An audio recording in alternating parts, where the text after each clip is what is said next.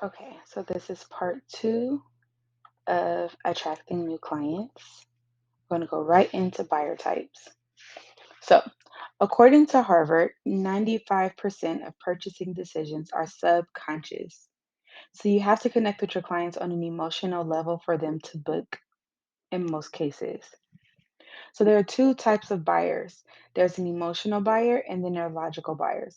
Emotional buyers buy from emotion, and as soon as they see, connect, they see the value and they like you as a person, they buy. This makes up 80% of purchasers' decisions.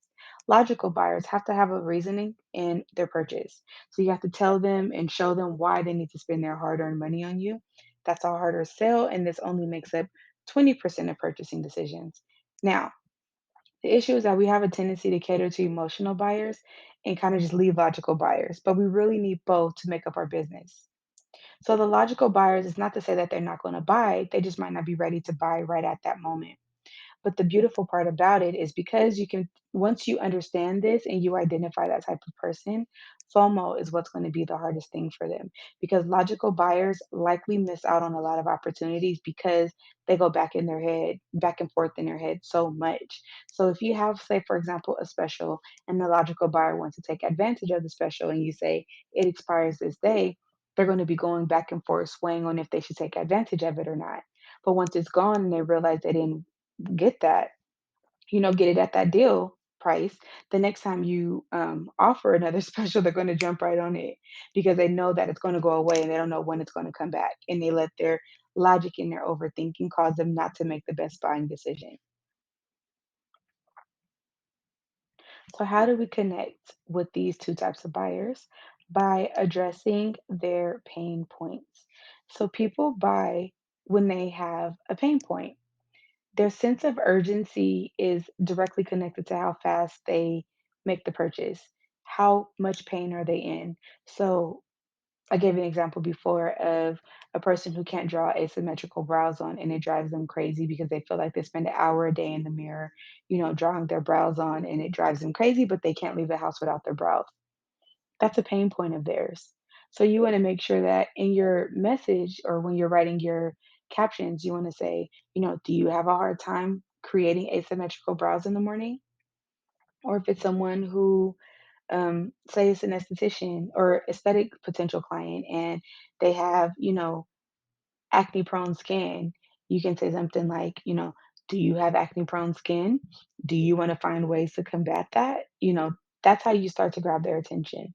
You connect to them with their pain points, the things that are bothering them and that they have a sense of urgency in fixing. So once you connect to the mind emotionally, they'll book you, or at least you'll stay at the top of their mind until they do book you.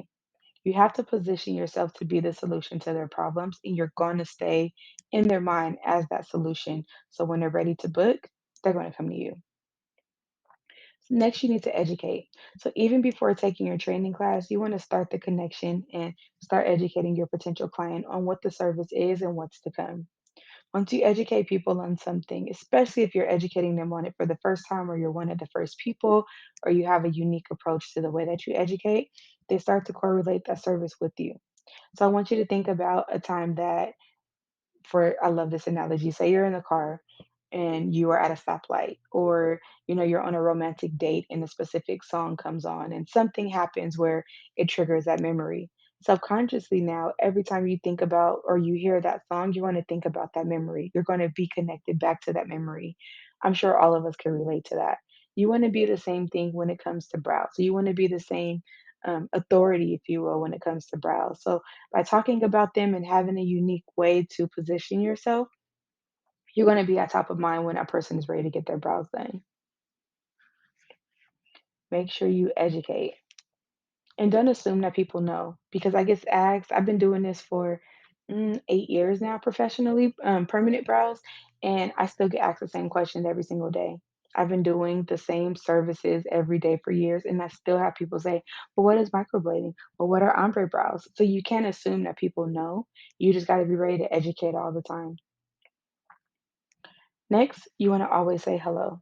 So as soon as a client likes or follows my page, I instantly introduce myself to start the conversation. You could also send cold DMs to your ideal client using the hashtags that we mentioned earlier. So, for example, here's Priscilla. I could DM her and say, "Hey, Priscilla, welcome to my page. I appreciate you taking the time to follow me. My name is Shawana, and your profile picture is gorgeous, by the way." Now, you could say that, or you can have an open ended question. Your profile picture is gorgeous, by the way. Um, where did you take that picture at? Or where do you live? The weather is amazing in the background. Something like that, that's going to be a conversation starter and an open ended question that's going to cause her to respond. And then you start to have that conversation with the client. Other ways to attract new clients include giveaways, networking events slash word of mouth. I'm sorry, slash attending events, word of mouth, referrals, creating a Yelp profile, and adding pictures to the Yelp profile are huge, as well as your Google My Business. Now, this is a little unsolicited advice.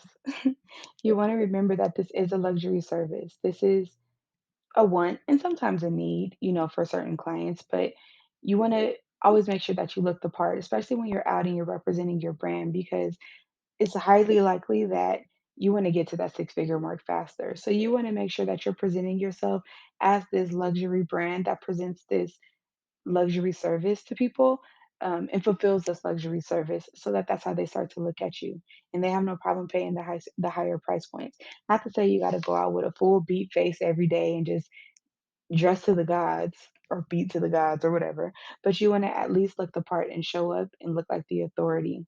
Because again, subconsciously, that correlates them back to you. So now, say for example, they see you on social media, then they meet you in person, they're going to be like, oh, or I met her in person and she dresses like this, or her personality is like this, or, you know, this is how she interacted with people.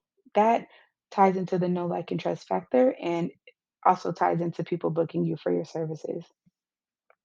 Make sure you always keep business cards on you, always, because you don't know who you're going to run into and where. So you want to make sure that, when you get there, you're ready. And you always want to get their contact information to follow up, because the likelihood is you're going to need to follow up with them before they follow up with you. So I hope this advice and this lesson was able to give you some more clarity on different ways to attract people or attract new clients. Some other ways include partnering with other clients or other businesses who perform complementary services to yours. So, example, if you're a permanent makeup artist, partnering with Lash Techs and sharing each other's information on your social media platforms. If you're, a hairstylist, maybe partnering with a barber and sharing each other's information. Because if you're a hairstylist, likelihood your client, has a significant other who's going to the barber shop and vice versa. So you want to get creative in ways like that as well. I will see you in the next lesson.